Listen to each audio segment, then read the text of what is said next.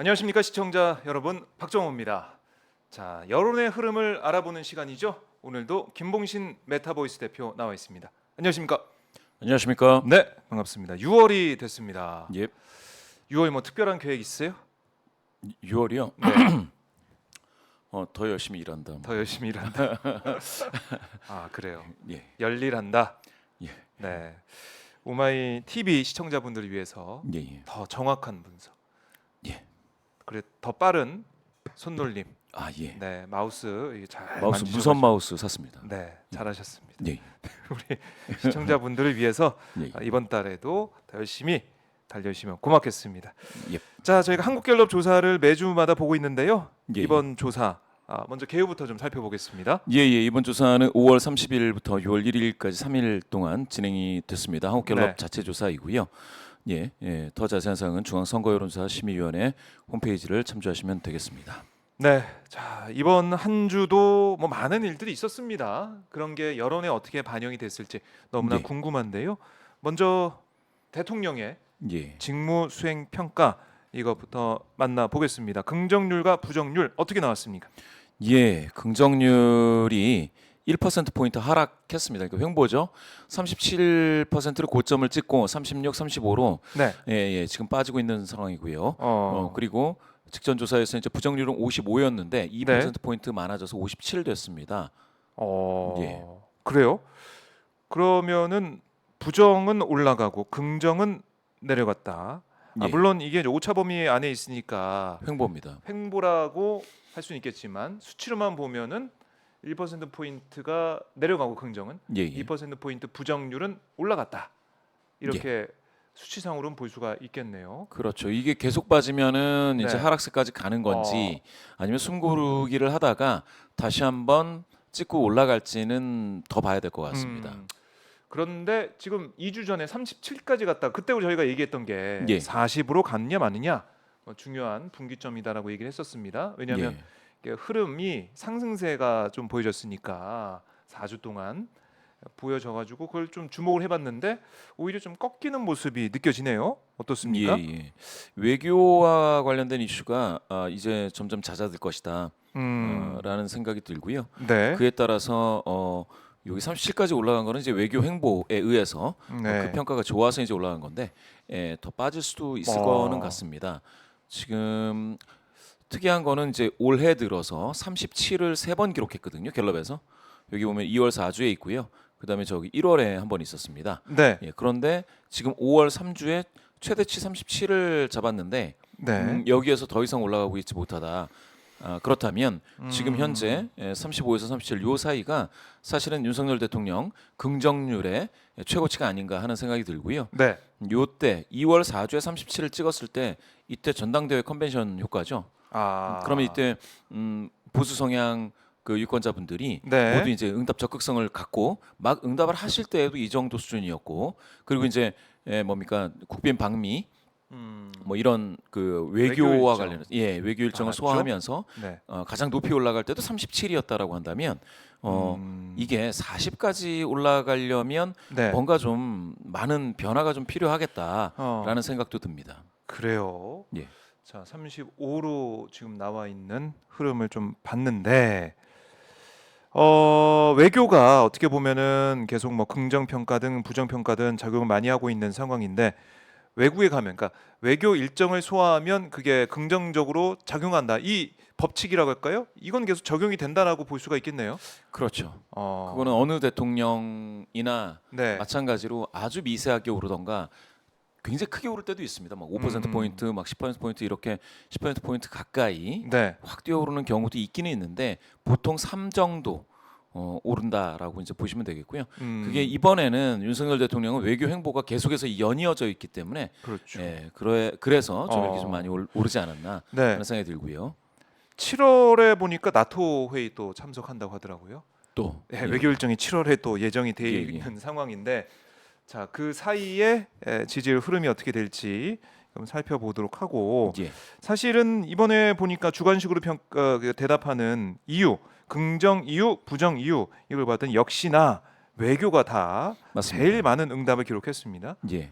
외교가 이제 긍정 평가자 354명 중에서도 40%. 네. 그럼 긍정하시는 분들의 10명 중 4명. 이렇게 봐야 되겠고요. 그다음에 이제 5% 포인트 빠지긴 했지만 부정 평가자 중에서도 네. 569명 중에서도 29%는 외교라고 했습니다. 예, 이렇게 따진다면 부정하시는 분들 중에서 10명 중 3명이 또 외교다. 지금 완전히 외교에 의해서 평가되는 외교 시즌이 돼 버렸습니다. 외교 시즌이 돼버렸다. 예. 그래요. 이 외교 얘기 나오고 있는 상황에서 그 아래에 보면 긍정 평가 이후에 저희가 뭐 그동안 많이 좀 봐오고 지지율에 영향을 주는 사안이기 때문에 정부에서 더 대응을 열심히 하는 거 아니냐 이런 얘기를 했었는데 예. 긍정 평가 이후에 노조 대응이 또 예, 노조 대응이 또 이제 올라왔습니다. 3% 포인트 많아져서 6%가 됐는데요. 네. 아주 많은 수치는 아니지만 이게 꾸준히 나와 있다라는 걸로 사실은 그 이 대통령 긍정률을 단기간에 높이기 위해서 네. 노조에 강경 대응을 하는 이런 모습이 계속 이어질 수도 있겠구나 하는 생각은 들었습니다. 그러니까 사실 이 진보 언론이나 아니면은 시민사회나 또 많은 국민들이 노조 대응 너무한 거 아니냐. 왜냐하면 이번에 포스코 관련해 가지고 경제 곤봉으로 노동자 이제 머리를 내려쳐 가지고 피를 흘리는 모습까지 저희가 영상을 볼 수가 있었거든요. 예.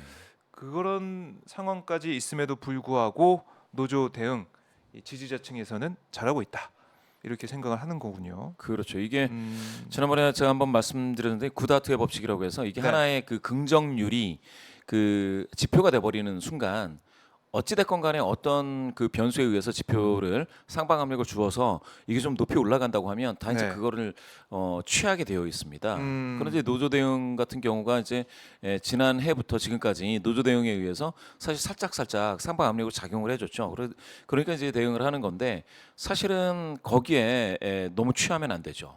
너무 취하면 안 된다. 예, 왜냐하면 노조 대응이 이제 과격화되면 과거에 2016년에 네. 예, 백남기 농민님이 저기 돌아가셨지 않습니까? 2015년 15년인가요? 네. 아 예, 2015년 그 11월 네. 민중 총궐기. 예. 예, 물대포 맞아서 그렇습니다. 예, 서울 한복판에서 네. 돌아가셨는데요.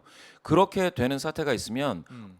아주 이렇게 살짝 올라가다 팍 떨어지는 순간도 있기 때문에 네. 이거는 적정하게 대응을 해야 된다. 그 적정 대응이라고 하는 거는 제가 봤을 때는 노조라는 이름을 달고 불법 행위를 하는 그런 거를 단속하는 거를 좀 하면 되는데 실제 노조가 정당한 어떤 집회를 하고 있는 거기까지 그렇게 막 폭력적으로 이 뭡니까 폭력적으로 뭐 대응을 좀 하고 탄압이라는 단어까지 나올 정도가 되면 이게 이게 좀 문제가 될 것 같아요. 제가 생각했을 땐. 그래서 노조 대응도 이게 정도껏 해야 될 거다라는 생각이 들고요. 지금 좀 너무 나갔다 이렇게 보시는 거예요? 지금은 저는 이제 위태한 선을 넘기 직전이다. 어떻게 보면 벌써 넘었다가 넘나들고 있다 선을. 지금 뭐 정부 여당에서는 예. 시민들의 안전 그리고 뭐 평화 이걸 좀 안전을 지키기 위해서 어쩔 수 없는 대응이다. 이런 얘기를 하고 있습니다. 시민들의 자유를 지키기 위한 그런 뭐 대응이다라는 주장을 하고 있습니다. 주장도 있을 수 있겠죠. 그렇지만 네. 지금 요새 집회가 폭력 집회를 하는 경우가 많지 않지 않습니까? 거의 없는 것 같은데요. 네. 그런데 그렇게 한다라는 거는 조금 뭐라 그럴까 좀 일방적인 주장이 될 수도 있어가지고 그 부분은 좀 의견을 좀 듣고 결정을 해야지 무조건적으로 시민의 불편이다 하는데 아니 노조 거기에 이제 집회에 참석하신 분들이나 그 가족분들도 시민은 시민이죠. 그분들의 행복도 생각을 해야 되는 거고 네. 그렇게밖에 주장할 수가 없으니까 하는 분들도 있는 건데 어. 이거를 무조건 모든 그 집회와 시위를 전부 다 이렇게 강경하게 네. 진압을 하겠다. 음. 라는 그 강경 일변도는 결국은 이게 부작용이 있을 겁니다. 부작용이 예. 있을 수 있다. 그러니까 지금 노조 대응도 응답이 이제 긍정 평가에서는 뭐 워낙 외교랑 많이 차이가 나지만 예. 두 번째로 올라와 있고 결단력, 추진력, 뚝심 이것도 이제 노조 대응과 이제 맞닿아 있는 거 아니겠습니까? 맞습니다. 이게 묘하게 연결되어 있는 그런 키워드들인데요. 뚝심, 뭐 공정.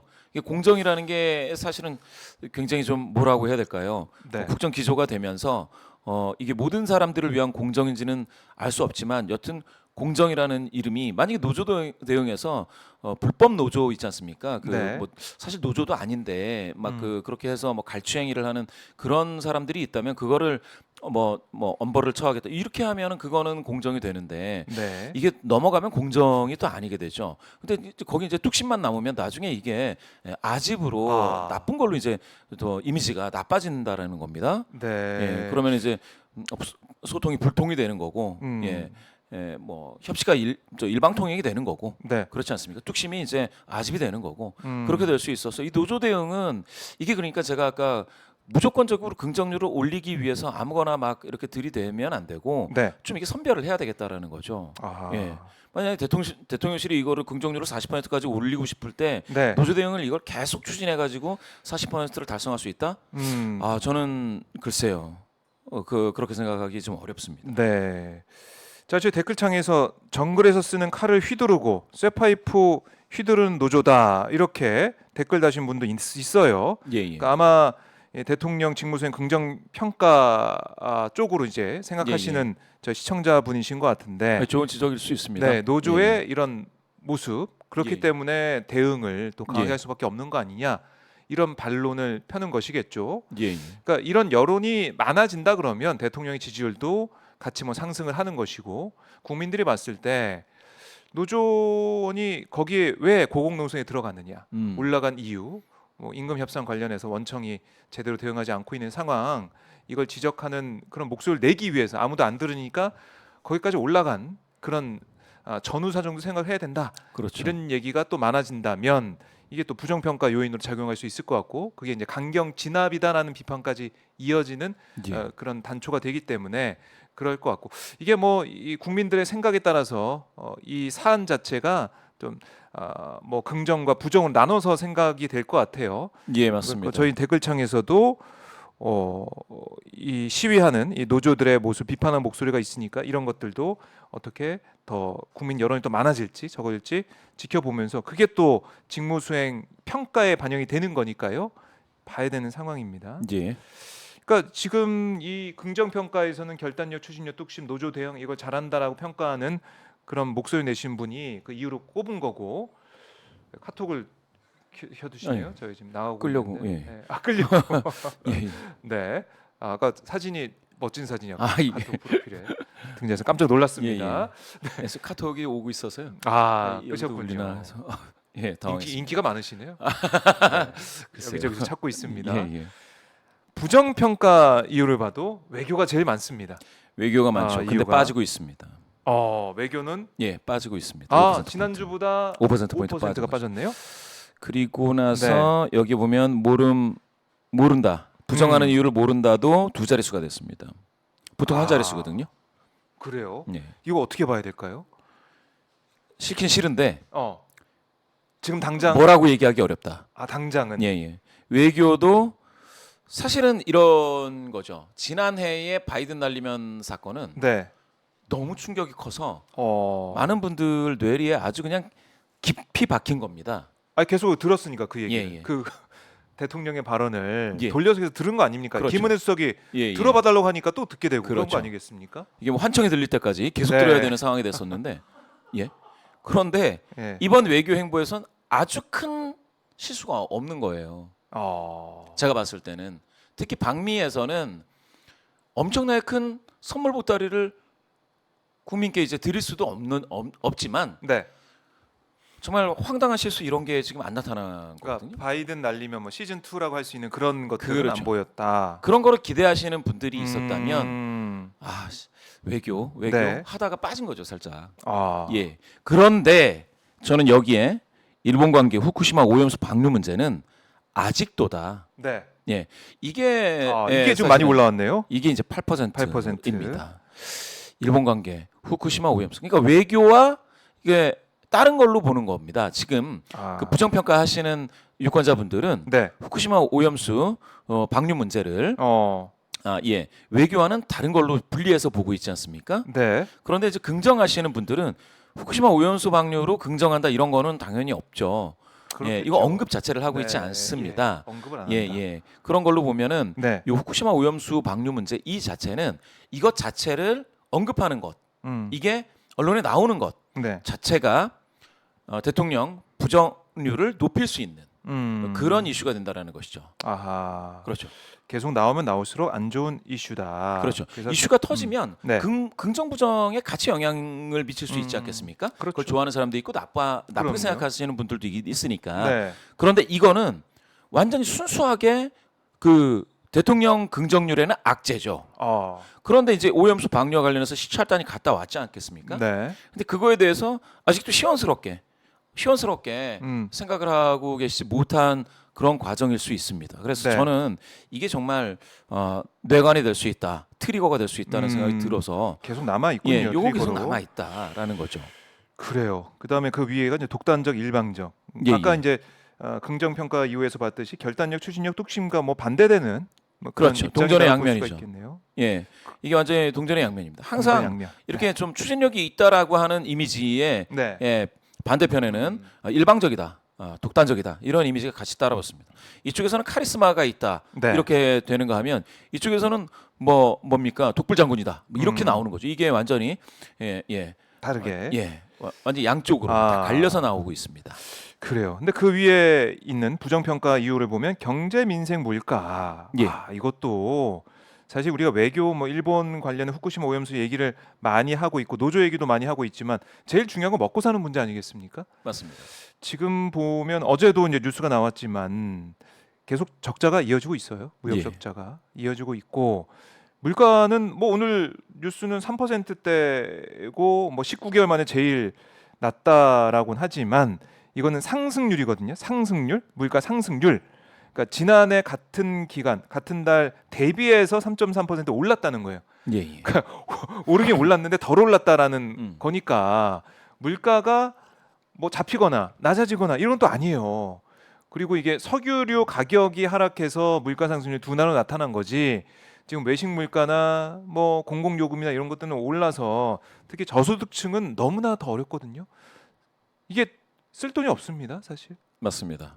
밥은 먹어야 되는데 밥값도 비싸고 예, 예. 외식비 비싸지고 또 공공요금, 전기요금, 가스요금 비싸지니까 너무나도 고통스럽게 살고 있는데 그렇기 때문에 부정평가 이후에서도 경제, 물가, 민생 이 부분이 올라 있는 것 같아요. 예, 예. 이게 수출 둔화가 가져올 수 있는 이게 네. 참혹한 결과가 있지 않겠습니까? 이게 이제 외환 보유고와 관련돼서 근데 그런 것들이 이제 언론에서는 다뤄지고 있지 않습니다. 물가 사정도 지금 이렇게 찬찬히 말씀 주셨는데 네. 물가와 관련된 게 이제 언론에서 다뤄지고 있지 않죠. 언론에서 다뤄지고 있는 게 일종의 이제 패로팅 된다고 해서 네. 소셜 미디어에 사람들이 이제 옮겨서 계속해서 확대 재생산이 되는 건데 이 경제 문제가 지금 되지 않고 사실은 조금 애매하게 뭐 집값이 또 오르고 있다, 뭐 경제 좋아진다라는 그런 근거 없는 이야기들도 좀 일부 있거든요. 집값이 오르고 있다라는 거가 이제 근거 없다라고 말씀을 드리는 건 네. 전반적으로 봤을 때 그렇게 주장할 수 있는 그 단계가 아닌 것 같은데 경제 민생 이 부분에 지금 제대로 방금, 알려지지 않고 있는 부분이 있다. 그렇죠, 알려지지 않고 있는데요. 네. 이거는 여론에 어떻게 반영이 되냐면요. 어떤 특정한 사건이 터졌을 때 네. 일거에 확 넘어갑니다. 확. 그죠? 저희 IMF 터질 때 그때도 정부에서 아무 일 없다 맞아요. 이렇게 얘기하지 않았겠습니까? 그렇네요. 그때도 예. 사실은 IMF 올 줄 몰랐잖아요. 그렇죠. 충격이 더 컸죠. 그래서. 일주일 전에 조선일보 사설에선가 네. 굉장히 외환 보유고가 튼튼하다라고 했던가요? 뭐 그런 게 있었지 않겠습니까? 그러니까 언론이나 네. 정부 관계자가 당연히 경제라는 거는 뭐 심리, 예. 심리에 영향이 있으니까 문제 없다. 뭐 문제 없다, 잘 된다 이렇게 안심시키는 거는 이해는 됩니다만 네. 그게 근데 누적돼서 터질 때요 서민들은 너무 힘든 거예요. 예, 서민들은 주저앉을 수밖에 없고 그리고 그렇게 됐을 때 선의의 피해자분들 많은 IMF 때 정말 많은 그 중소기업 사장님들 네. 정말 그 극단적인 선택을 하실 수밖에 없었고요. 그때 너무 충격을 많이 받았죠. 신문지상에도 그랬고 그리고 많은 가정에서 직장을 잃고 정말 어떻게 해야 될 수도 없게 됐었습니다. 지금 이 경제 민생 물가가 8% 나왔다고 해서 네. 이게 적으니 별거 아니다. 이렇게 이렇게 생각하실 수 없는 네. 여러 가지가 있습니다. 요거 한번 보시겠습니다. 이건 한국리서치 여론 속의 여론입니다. 네. 여기 보시면 탑을 어떻게 뽑았느냐 5월 4주거든요. 그러면 지난주죠. 국가안보 인식지수 한 달 전 대비 큰 폭 개선. 이게 제목 좋게 잘 뽑았죠. 좋아. 예, 왜냐하면 네. 여기 한번 보시겠습니다. 국가 안보에 대한 평가가 뛴 것도 맞아요. 예, 이렇게 좋아졌습니다. 그런데 경제와 관련해서는 국가 경제 평가 아직도 뭐 바닥을 기고 있어요. 여기 밑에 1년 전 작년 네. 6월에서 팍 내려온 다음에 아직도 밑에 있습니다. 아, 여기 인식 지수라고 하는 거는 이제 전망과 평가를 평균 낸 건데요. 네. 평가를 보셔야겠죠. 지금 당장에 있어서 그렇게 됐을 때 전망이라고 하는 거는 긍정적 전망을 모두 다 합니다. 모두 다. 전망은 예, 긍정적으로 전망은 조금 하죠. 긍정적으로 합니다. 네. 예, 그런데 평가는 지금 너무 괴로워하고 있다라는 겁니다. 괴로워하고 있다. 다시 돌아가서 예. 지금은 외교의 시즌이니 외교가 긍정 부정의 이유로 가장 많이 언급이 되는 거는 그렇다 하고요. 경제 민생 물가가 8%인 게 이게 결코 적은 수치가 아닌 것 같다라는 말씀을 좀 드리고 싶습니다.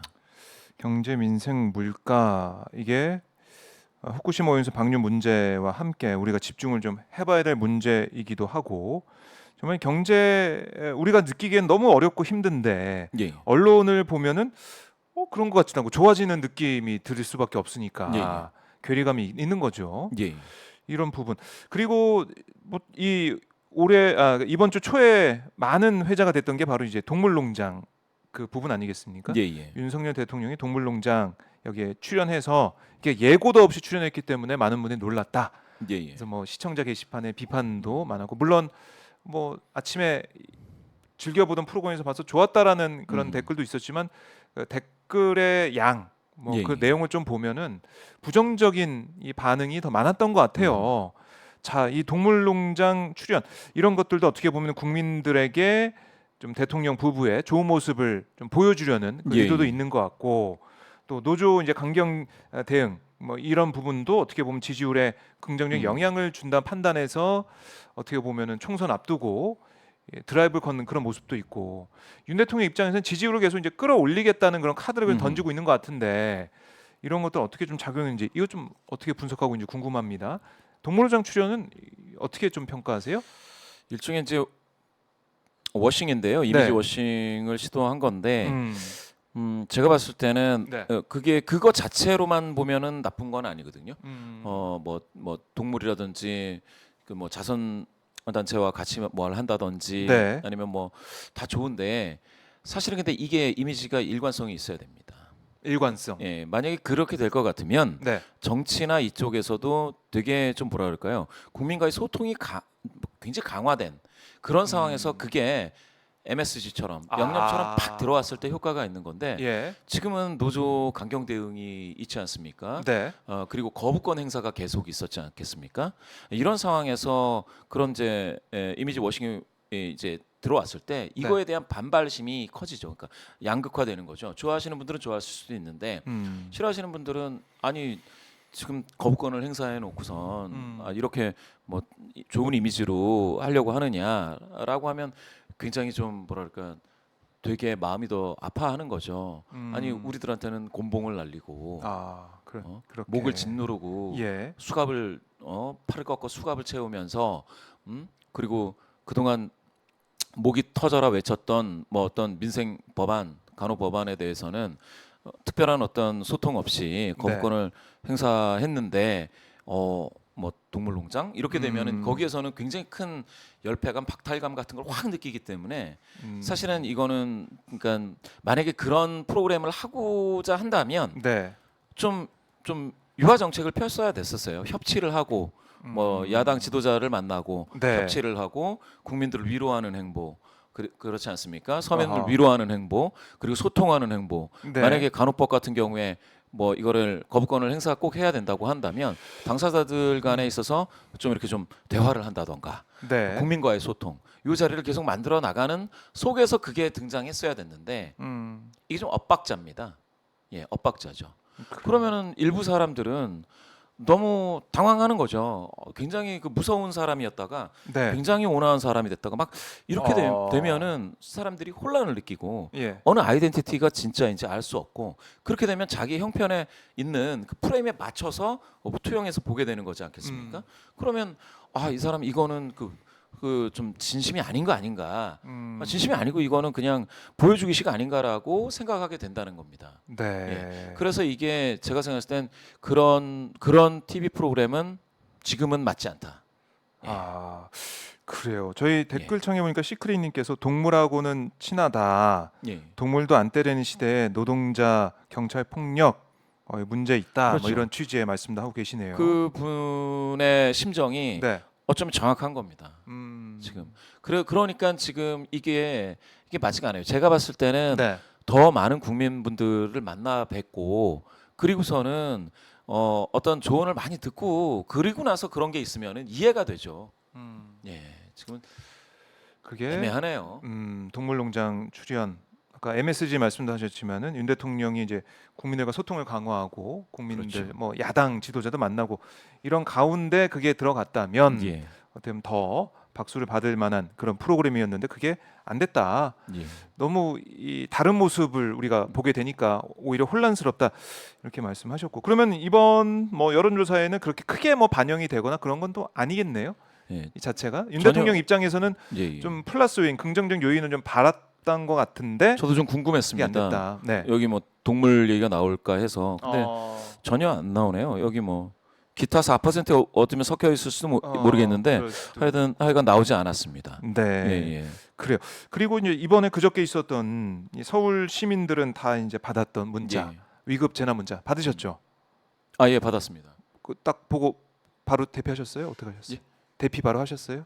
아니 뭐 잘 알고 있습니다. 네. 대피해도 뭐 대피할 곳도 없는 그런 인생이기 때문에 그냥 가만히 예, 의연하게. 예. 근데 이게 뭐 북한에서 발사체 쏜다 이런 걸 잘 알고 있었던 분들은 예. 그나마 얘 쐈는데 뭐 이게 뭐 지나가나 이렇게 생각하실 수 있을 것 같은데 예. 그런 걸 잘 인식하지 못했던 분들이나 음. 아니면 그 내용을 보면은 대피 준비하라고 하고 어린이 노약자 예. 대피해야 된다 이런 걸 보면서 정말 아이들 있으신 분들 아니면 어르신들 모시고 계신 분들은 너무나 놀랐을 것 같아요. 예. 어떻게 해야 되나 아이들 우리 어머니 아버지 그렇죠. 어떻게 해야 되나 어디로 대피해야 되냐 이게 무슨 일이냐 그래서 네이버 들어가고 막 했는데 네이버는 또 안 되고 정말 혼란스러운 상황이 있었는데 이런 것도 국민들이 볼 때는 다 평가를 할 거 아니겠습니까? 그렇죠. 네. 제가 봤을 때 만약에 예. 이게 단순 해프닝이면 이게 벌어지고 난 다음에 오세훈 시장을 비롯해서 여권 관계자분들이 이건 해프닝이고 뭐 착오가 있었으니까 네. 이 경보 시스템을 좀 더 바로잡는 기회로 삼겠다라고 했으면 그건 해프닝으로 끝나는데요. 그게 아니고 과잉 대응하는 게 맞다라고 했으면 이거는 공포 마케팅이 아닌가 하는 생각도 해보게 된단 말입니다. 공포 마케팅. 예, 예. 과잉 대응. 그러니까 모자라는 것보다 과잉 대응하는 게 예, 낫다. 예. 그게 좋다라고 이제 예, 긴급한 상황일 수도 있으니까. 그렇죠. 얼핏 보면 뭐 그런가 보다 하는데 네. 이거는 이제 북한과 관련된 안보 프레임을 강화하기 위한 그걸 좀 음. 자극하기 위한 그런 어떤 그 공포 마케팅의 일환이었나라는 생각도 드는 거죠. 이거는 그러니까 뭐 이렇게 하는 게 맞다라고 한 거지 않습니까? 네, 네. 그러면은 이거는 그러면 끊임없이 시민들 뇌리에 있어서의 어떤 안보와 관련된 프레임을 자극해서 북한에 대한 혐오감을 좀 증대시키겠다, 폭증시키겠다 뭐 이런 건데요. 제가 생각했을 땐 불편만 가중시켜서는 안 되는 것 같고, 네. 예, 이걸 차라리 해프닝이라고 하는 게 좀 나았을 뻔했던 거죠. 오히려 예, 예, 해프닝이었다. 과잉 대응. 그러니까 예, 오발령이 맞다. 이렇게 넘어갔으면 오히려 그렇죠. 국민들이 볼 때 뭐 다음에 잘하면 되지 이렇게 할 수 있는데 그게 아니라 잘했다라고 나오니까. 그리고선 뭐 이게 경보 시스템을 뭐 개선하겠다 이런 얘기도 없었잖아요. 네. 그러니까 그렇게 했던 것에 대한 그 과정 자체가 정당하다라고 한 거지 않습니까? 근데 예전에 한번 기억하실지 모르겠는데 이게 옛날 일인데요. 옛날 일. 이웅평 이름이 정확한가? 이웅평? 저 북한에서 미국이 몰고 예, 아, 미국이 예. 몰고 내려오신 분이 있어요. 전 잘 모릅니다. 저는 예. 네, 제 나이 아, 때는 잘 모르는. 그때 서울시에서 그 네. 사이렌을 울렸습니다. 네. 서울시 전역에 음. 정말로 이웅평. 예, 예. 이름이 정확히 맞습니까? 이웅평. 이웅평. 예. 예. 예. 그분이 내려오실 때 서울시 전역에 83년도네요. 예, 실제 경계 이게 실제 상황 사이렌이 울린 거예요. 이때 무슨 일이 일어났었냐? 서울시의 모든 전화기가 불통됐습니다. 모든 사람이 다 수화기를 든 거예요. 그런 이번에 네이버 먹통된 그렇죠. 그런 상황이네요. 예. 만약에 그걸 통해서 그때는 넘어오니까 이게 전쟁 상황인지 그렇죠. 귀순 상황인지 그렇죠. 몰라서 사이렌을 실제 경보를 울리고 네. 그리고 나서 봤더니 전화기를 모두 다 드니까 다 불통되더라. 이거 음. 개선해야 되겠다. 이렇게 됐지 않습니까? 이번 같은 경우에도 차라리 이 경보 시스템을 개선하겠습니다. 불편드려 죄송했습니다. 하면 끝날 문제를 네. 아니 정당하다 과잉 대응 아니 그러면 이제 북한이 뭐 뭘 하나를 쏘더라도 시민들한테 이와 같은 경보를 계속해서 때리겠다는 거지 않습니까? 네. 출근도 하기 전에 아니면 새벽 시간 애들은 자야 되는 시간도 그렇고요. 저녁 때 저녁 때 그럴 수도 있고 네. 그렇지 않습니까? 한참 일할 때도 그럴 수 있고 아니 그러면 이거는 이걸 어떻게 이 불안감 속에서 어떻게 살아가고 아. 이거는 그러면 나중에 실제 미사일 쏘면 어떨 건데요? 양치기 소년 되는 거잖아요. 그렇죠. 예. 양치기 그렇게 되면 소년. 나중에 사람들이 둔감해져서 네. 무슨 경보가 오건 뭐 대피 경보가 오건 누가 그걸 믿겠습니까? 아니 또 과잉 대응하시는구나. 뭐 잘못 보냈겠지 네. 이럴 수 있고. 뭐 지진 나도 다 모든 어떤 행정에 대한 믿음이나 신뢰가 깨져버릴 수가 있어요. 이거는 굉장히 좋지 않습니다. 이런 대응은. 그렇게 볼 수 있겠네요. 그렇죠. 위급 재난 문자인데 예. 그걸 신뢰하지 않는 그런 분위기가 만들어져 있다면 그렇죠. 별 소용이 없는 거 아니겠습니까? 아니 저는 참 네. 저 같은 사람이야 뭐 군대도 갔다 왔으니까 피한다 치고 그러면 어린 아이들은 어떻게 한단 말이에요. 만약에 선생님들이 이것도 뭐 이거 잘못된 거네. 야야 됐어 앉아 있어 했는데 막 지진 났다. 이러면 큰일 나는 거잖아요. 그럼요. 지진 경보도 마찬가지고. 예. 예. 참 이번 사안을 보면서 우리 국민들 입장에서는 다시 한번 느낄 수밖에 없는 게 평화가 중요하고 예. 그러니까 이런 대치 상황, 긴장 관계가 만들어지지 않게 하는 게 더 중요하다는 생각도 아마 조금씩 더 하실 것 같아요. 맞습니다.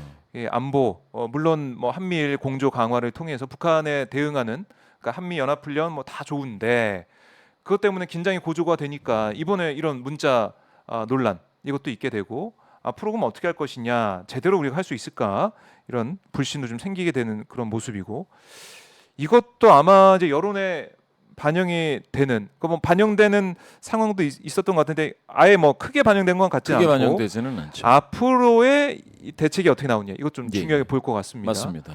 사실은 계속 이제 비교가 되고 얘기가 나오는 게 과잉 대응 얘기가 나오니까 그러면 왜 12구 이태원 참사 때는 대응하지 못했냐 이런 얘기 과잉 대응 왜 못했냐 과잉 대응 했어야지 그때도 과잉 대응이라는 얘기가 나올 정도로 대응을 잘 해서 예방했어야지 이런 얘기가 나오는 것이고 또 윤석열 대통령 같은 경우는 NSC 주제를 또 안 했잖아요 이번에 예. 이것도 문재인 정부 때는 문재인 대통령 NSC 주제 안 한다고 그렇게 비판하면서 왜 이번에는 그냥 넘어가느냐 윤 대통령의 모습은 왜 안 보였느냐 기시다 총리는 나와서 뭐 설명하고 했는데 윤 대통령은 지금까지도 이 사안에 대해서는 왜 한마디 말도 안 하고 있는 것이냐 이런 지적이 나오는 것 같아요. 그러니까 제가 네. 생각했을 때는 과잉 대응을 하는 목적이 이 목적이 시민의 안전이어야 되지 않습니까? 국민분들의 안전, 네. 시민분들의 안전이어야 되는데 음.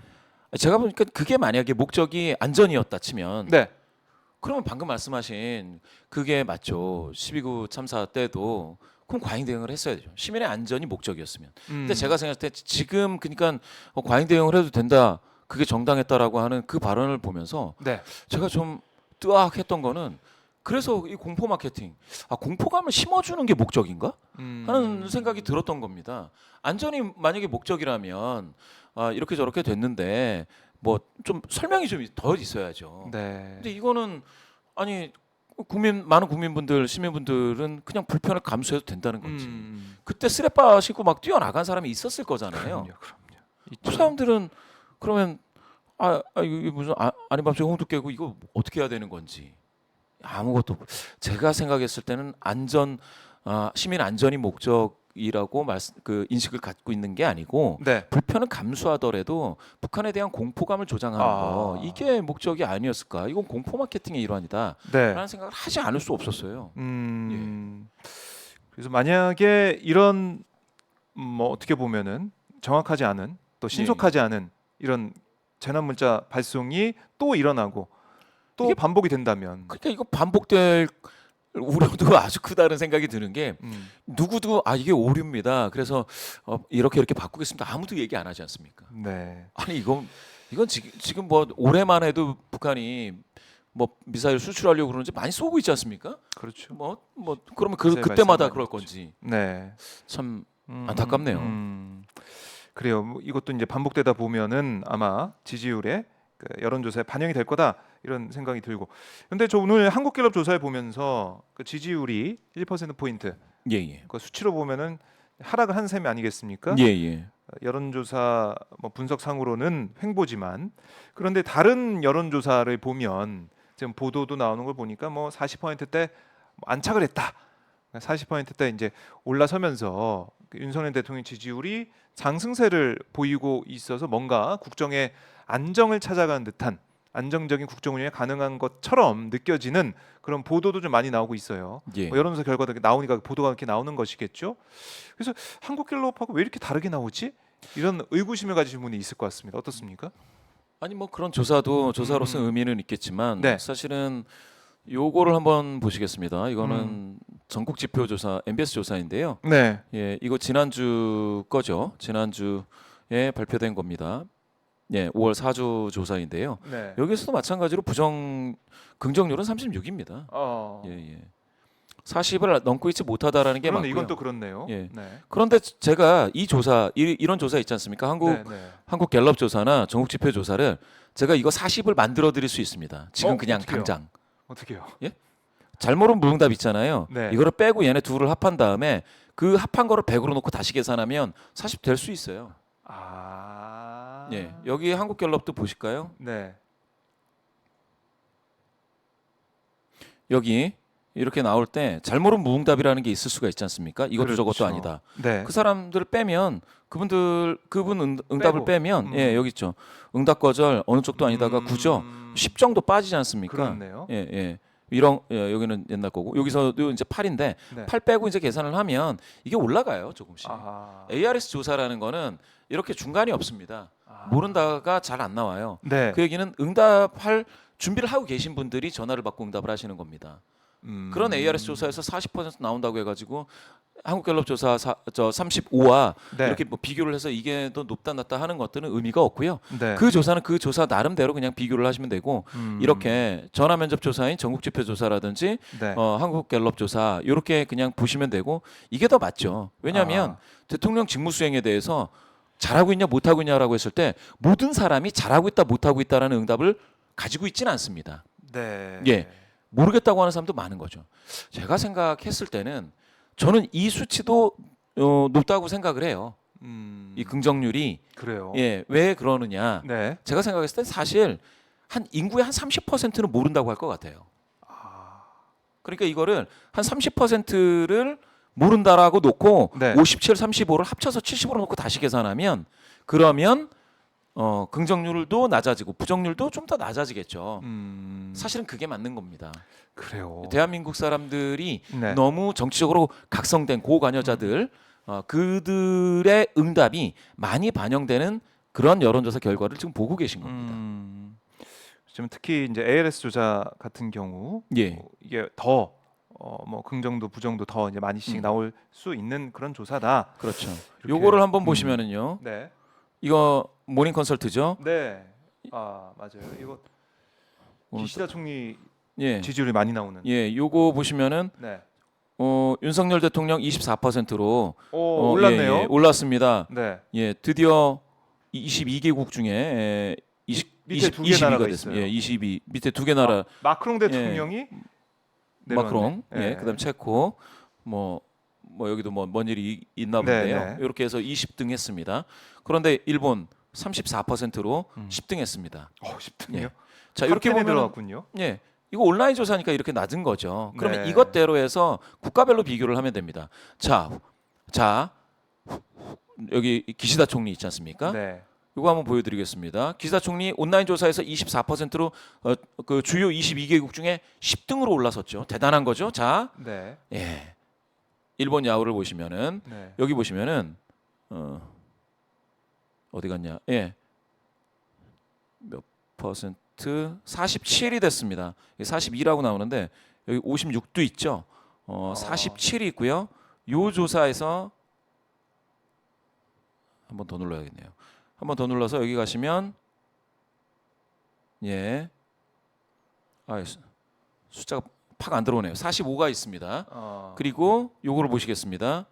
요건 아사히 신문이죠. 네. 이번 달 조사 46 나왔습니다. 어, 자, 여기 모닝 컨설트에서 34 나왔죠. 네. 그런데 아사히 신문에서 46 나왔습니다. 이것도 차이가 있죠. 그렇네요. 이건 당연히 차이가 있는 겁니다. 이 차이를 가지고 뭐라고 할 건 아닌데 네. 여튼 기사총리는 날아다니고 있습니다. 여기. 아, 처음 취임했을 때 45였거든요. 네. 지금 완전히 회복했습니다. 46. 회복했군요. 예. 야. 이렇게 보면 갤럽 조사가 35인데 네. 왜 이렇게 높으냐 낮으냐라고 말씀하신다면 요걸 기준으로 삼고 다른 거를 비교해 보시면 된다. 이렇게 말씀드리고 싶습니다. 40% 물론 대통령실이나 네. 또 문재인 대통령, 윤석열 대통령을 좀 좋아하시는 분들은 40%라고 믿으시면 돼요. 예, 저는 뭐 그럴 수 있다고 생각합니다. ARS 조사를 믿으시면 되죠. 그런데 실제로는 이게 더 공신력을 갖고 있다라는 것도 그렇게 네. 이야기하는 주장하는 사람도 있다라는 정도를 그래요. 확인해 주시면 될 것 같습니다. 자, 뭐 저희가 추세를 또 보는 게 중요하니까요. 예. 자, 이제 상승하려다가 다시 좀 꺾이는 듯한 그래프가 윤 대통령 직무수행 평가 긍정률 그래프에서 보이고 있다. 부정률도 이제 57로 올라갔으니까 이것도 부정도 예, 올라오고 예. 있다는 것도 눈에 들어오는 것이고. 자, 좋습니다. 이렇게 윤 대통령 지지율 직무수행 평가 한번 봤고요. 정당 지지도 잠깐 볼까요? 정당 예, 예. 지지도. 정당은 격차가 좁혀졌습니다. 격차가 줄어들었네요. 예, 예. 국민의힘과 민주당의 격차 예. 얼마나 줄어들었습니까? 지난주 5% 포인트 격차였었죠. 네. 민주당은 31%인데 지금 30% 선을 하향 돌파하지는 않았지만 고점 37에서 많이 내려와 있는데 예, 국민의힘은 네. 4% 포인트 지난주에 예, 올랐죠. 더 높아져서 네. 36이 됐다가 35가 됐습니다. 그래서 격차는 지금 3% 포인트가 됐습니다. 줄었어요. 격차가. 예, 줄었습니다. 오히려 줄었는데 어떤 요인이 좀 작용했다고 보세요? 근데 뭐 사실은 횡보라고 볼 수 있는 거죠. 그게 예, 예. 차이가 안 나기 때문에. 둘 다 이제 횡보라서 네. 큰 차이라고 볼 수는 없는데요. 네. 여기 보시면은 국정평가에서도 지금 자영업에서 좀 긍정이 좀 빠지고 있죠. 자영업에서. 예. 경제가 안 부정이 좋다는 거겠네요. 부정이 높아지는 거는 네. 자영업과 학생 뭐 이렇게 되고 있습니다. 지금 이 조 조사에서요 보수가 96명이 빠졌어요. 이번 조사에서 많이 빠진 거죠. 예, 보수가 많이 빠졌습니다. 그렇네요. 예. 보수가 오히려 빠졌네. 예. 이게 뭐 글쎄요. 후쿠시마 오염수 관련된. 중도로 뭔가 네. 보수라고 응답하지 않고 중도라고 응답하는 사람들이 늘어났어요. 늘어났습니다. 아하. 예, 보수라고 말하기 약간 좀 꺼려지는 그런 좀 사실 자기가 보수라고 네. 당당하게 말할 수 없는 무슨 이슈가 있었을 수 있겠죠. 그게 후쿠시마일 수도 있습니다. 오염수. 후쿠시마일 수도 있고, 그렇죠. 뭐 노조 대응 뭐 이런 것도 있을 수도 있고, 예. 여러 가지 작용했다. 그렇죠. 그래요. 이렇게 보수 과표집을 걱정하시는 많은 분들이 있는데요. 네. 이번 조사를 보시면 보수가 이렇게 진보보다 덜 잡혔는데도 사실 별 차이가 없습니다. 큰 차이가. 그거는 그렇게 그래요. 이해를 해주시면 되겠고요. 왜냐하면 보수, 진보, 중도라고 하는 것들은 얼마든지 응답이 네. 또 바뀔 수 있기 때문에 그렇습니다. 정당 지지도 방금 말씀 주셨는데요. 제가 봤을 때 민주당이 1% 포인트 회복된 거는 이렇게 광주 전라에서 네. 그동안 좀 많이 좀 빠졌었거든요. 여기에서 일부 회복을 했다라고 보시면 되겠고요. 그 민주당 영향이 쪽에서. 있습니다. 네. 여기서도 마찬가지로 다른 데는 이제 여기서 이제 무직자, 은퇴자 이분들은 이제 금융소득 또는 연금소득 이런 분들이 많지 않습니까? 네. 여기서 조금 빠졌습니다. 이거 다 5점 이내의 변동입니다. 그 정도로 이해를 해주시면 될 것 같고요. 네. 그렇게 따진다면 국민의힘의 행보나 민주당의 행보가 어떻게 눈에 확 띈 거는 없었는데 네. 민주당은 1% 회복을 했다라고 하는 행보고요. 국민의힘은 1% 네. 빠지는 행보가 됐습니다. 그래요. 횡보는 보이고 있지만 격차는 줄었고. 예. 자, 근데 내년 총선 결과 기대. 뭐 이런 조사도 이번에 있었더라고요. 자, 내년 총선이 어떻게 될까? 예. 뭐 이 일부 뭐 언론 보도나 이런 데서는 국민의힘이 예. 또 과반 의석을 차지할 수도 있다. 뭐 이런 보도도 나오고 있기도 하던데 갤럽 조사는 어떻게 나왔습니까? 참 재미있죠. 네. 정부를 견제해야 되니 야당이 다수 당선돼야 된다라는 어. 응답이 49니까 절반입니다. 그래요. 예, 예. 여기는 다수 야당 다수 당선이 49%. 예. 근데 이게 네. 지난 5월 1주인가요? 5월 1주와 같은 수치입니다. 그래요. 6월 1주가 한 달 전과 예. 아이고. 똑같은 예, 이거 그런 상황입니다. 추이가 안 나오네요. 추이는 안 나오는데 네. 이게 같은 수치입니다. 지난달하고. 그러니까 49대 37. 그러니까 야당 다수 당선 49대 여당 다수 당선 37이 지금 지난달하고 완전히 같은 수치입니다. 아하. 예. 그런데 제가 좀 안타깝게 생각하는 거는요. 네. 예. 이거는 야당한테 좀 안타까운 건데요. 야당 지지도가 지금 31이지 않습니까? 네. 그러면 정부 견제로는 49인데 민주당 지지도는 31입니다. 격차가 좀 있네요. 예, 예. 정의당은 이번에 5% 나왔죠. 네. 그럼 31 더하기 5해서 36 나옵니다. 음. 그러면 야당 정부 견제하는 이 민심을 지금 두 야당이 다 끌어안고 있지 못하다. 그렇네요. 그렇죠. 야당이 이 당선돼야 되는데 정부를 네. 견제하기 위해서. 근데 지금 야당으로는 그걸 다 가져오지 못하니 이거는 제3지대의 네. 가능성이 열려 있다라고도 볼 수 있겠습니다.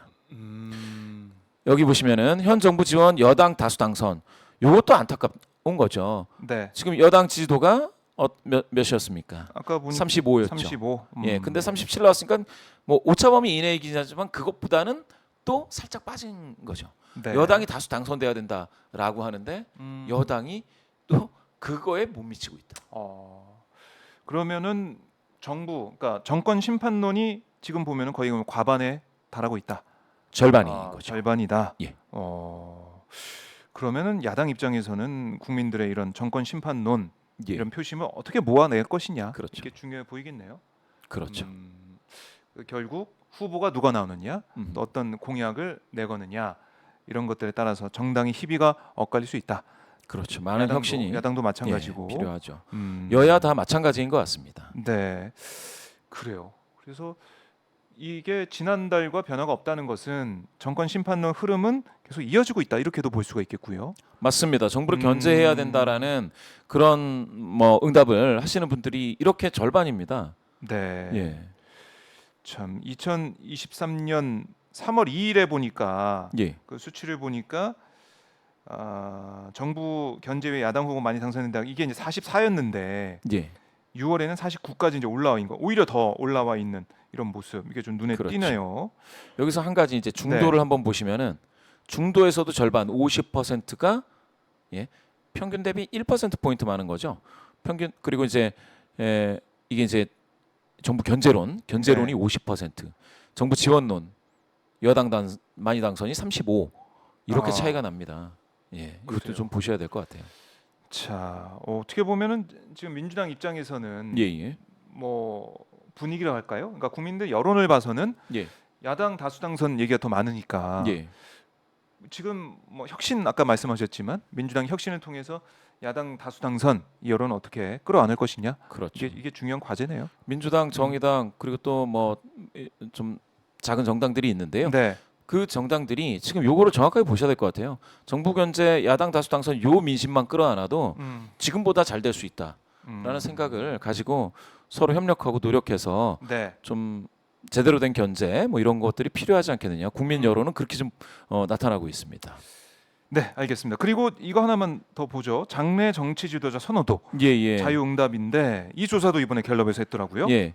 요게 좀 보시면은 네, 이재명이 뭐 불변의 1등이긴 합니다. 그 다음에 한동훈 뭐 홍준표인데요. 여기 밑에 수치가 요게 이제 이번 주입니다. 이재명이 22, 그 다음에 한동훈이 11, 네, 그죠? 5%가 홍준표죠. 그 다음에 오세훈 이렇게 됐습니다. 요 끝에 1%로 등장한 사람이 네. 민주당 인물인데 이탄입니다. 오, 예. 이것도 놀랍죠. 놀라운 1%. 이거 지금 1%가 오픈 문항이죠, 이거? 네, 예, 자유응답 문항입니다. 자유응답 문항. 여기서 1% 나오기가 쉽지 않은데 네, 새로운 인물 등장은 여기 이탄이 위에는 다 비어 있습니다. 예. 그런데 밑에 1% 나왔다. 새로운 인물의 등장입니다. 야. 김동연 지사도 한 번 4% 나왔다가 네, 비어 있다가 1% 이번에 또 새롭게 또 등장을 했다고 볼 수가 있겠고요.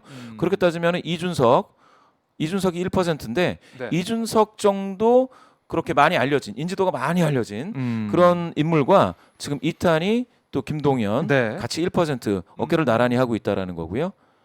그 민주당에서 이재명 대표가 22%인데요. 요거를 네. 위에서 한번 보시겠습니다. 여기 보시면 더불어민주당을 지지하시는 분들 중에서 네. 이재명이라는 응답이요 54입니다. 국민의힘을 지지하시는 분들 중에서요 네. 한동훈이라는 응답은 25입니다. 이거 차이가 좀 있죠. 그렇네요. 차이가 쏠림 있어요. 현상이 있죠. 음. 예, 확 쏠려 있습니다. 네. 이재명 대표로. 나머지는 이렇게 밑으로 쭉 깔려 있는데 한 네. 자릿수인데 여기 보시면은 이낙연 전 대표, 전 총리 이분을 민주당 지지하시는 분들 중에서는 3%. 엄청나게 큰 차이예요. 그렇네요. 이렇게 거의 예. 뭐 10배 아이고, 이거 그런 야당 게 다수 차이가- 당선이고 여기죠, 여기 4%입니다. 4% 예, 예. 당 지지하시는 10배 넘게 민주당. 차이가 나는 예. 상황. 이게 뭐냐면은 네. 브랜드 전략을 짤 때 어느 그 양강 브랜드가 경쟁할 때에 시장에서 퇴출해야 되겠다. 네. 한쪽이 너무 세서 퇴출해야 되겠다라는 결심을 하게 되는 선이 30% 정도거든요. 7대 3으로 시장을 나누면 네. 30% 정도에선 견딜 수가 없습니다. 예. 그럼 양강이 아니게 되는 거죠? 그렇죠. 더 이상. 그러면은 이제 시장을 철수하고 그냥 포기하는 게 이 시장을 음. 포기하는 게 나은 건데 지금 보시면은 더불어민주당을 지지하시는 분들 중에 이재명 대표를 지지하신다라는 네. 분들이 54니까 나머지는 사실은 새롭게 등장하는 분들은 괜찮아요. 네. 1% 나오면 그것도 해피하고 땡큐죠. 그렇죠. 예, 그런데 이름이 없- 이낙연 전 대표 같은 경우에는 지금 4% 나오는 거는 이거는 이게 의미 있는 수치가 아니게 될 수가 있습니다. 아하. 여기 보시면 이탄희 이분은 네. 2%지 않습니까? 2%. 저 민주당 더불어민주당 지지하시는 분들 중에 네. 이 2%는 의미 있는 숫자예요. 새롭게 등 등장한 이는 새롭게 등장을 했으니까. 예. 의미가 이제 그렇게 볼 수 있겠다 이렇게 보시면 되겠고요. 그래요. 예. 그리고 이제 오세훈 이분은 네. 여기 잘 보시면 여기 10%두 자릿수였다가 예. 한동훈이 올라가면서 내려오죠. 그렇네요. 이게 뭐 한동훈에 의한 효과냐? 아닐 수 있습니다. 음. 여기 보시면은 작년 6월이죠. 1년 전. 9월로 넘어가면서 한 자릿수로 네. 주저앉지 않습니까? 이때 홍수 났어요. 하하. 홍수. 그러니까 비만 오면 오세훈 서울시장 인기가 떨어집니다. 그렇죠. 이 침수 피해. 그렇죠. 올 여름도 많이 걱정이 되던데 어떻게 그래서 대비할지. 대선이 5월이 됐지 않습니까? 비가 많이 안 오죠. 예. 그러니까 좀 나은데 아. 그 직전 해에 홍수 나면 이분은 힘든 거예요. 그것도 이제 오세훈 시장의 리스크 중에 하나라고 볼 수 그렇죠. 있겠네요. 예. 재난 재해 대응은 어떻게 할 것이냐. 예. 그래요. 4%.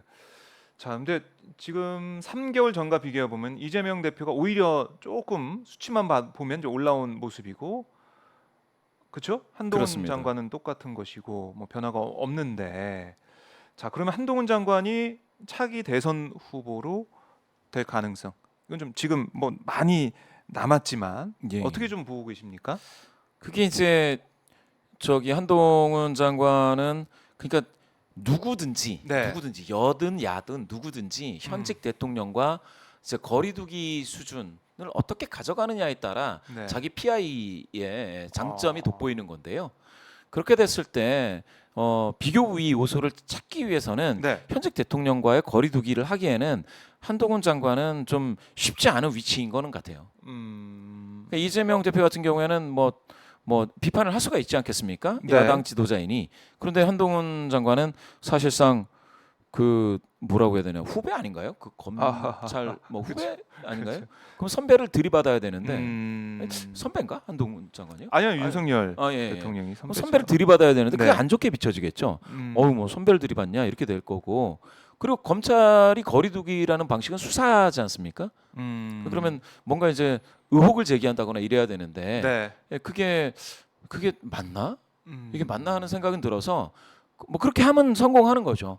그렇게 하면 성공하는 거고 뭐 만약에 대통령 레임덕이 결국 모든 대통령은 레임덕을 이제 경험하니까 그때 거리두기를 하면서 의혹도 제기하고 네. 그럼 뭐 수사도 해야 된다라는 주장을 한다던가 그러면은 일부 자기의 뭐 중량감도 높이고 이게 될 텐데 네. 그게 성공할지는 잘 모르겠어요.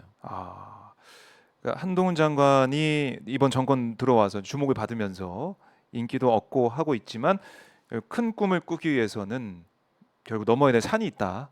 예. 단계가 있다. 물론 윤석열 정권의 인기, 지지도가 높아가지고 그걸 이어나가야 된다 뭐 이런 여론이 높다 그러면은 예. 그 뭐 고민할 부분이 아닐 수도 있겠지만 지금 상황을 보면 지지율이 낮기 때문에 이게 이어진다고 하면 한동훈 장관 입장에서는 이걸 넘어야 되니까 특히 윤 대통령 관련된 여러 가지 의혹들에 있어서 어떤 스탠스를 취할 것인지 이것도 국민들이 볼 테니까요. 예. 그래요. 자, 그런 난관이 남아 있다. 이렇게 뭐 정리를 해 보게 됐고 뭐 본인 관련된 의혹도 좀 제기된 부분이 있으니까 여기에 대해서도 어떤 나중에 평가가 있을지 이것도 지켜봐야 될 것 같습니다. 예. 자, 저희가 오늘 또 이렇게 자세하게 분석을 좀 해봤고 여러 가지 사안에 대해서 알아봤는데요. 오늘도 우리 김봉신 대표님 고생 많으셨고요. 6월 한 달도 건강 잘 관리하면서 예. 예. 열심히 뛰어주시면 고맙겠습니다. 감사합니다. 네, 다음 주에 뵙겠습니다. 고맙습니다. 예. 감사합니다. 네, 고맙습니다.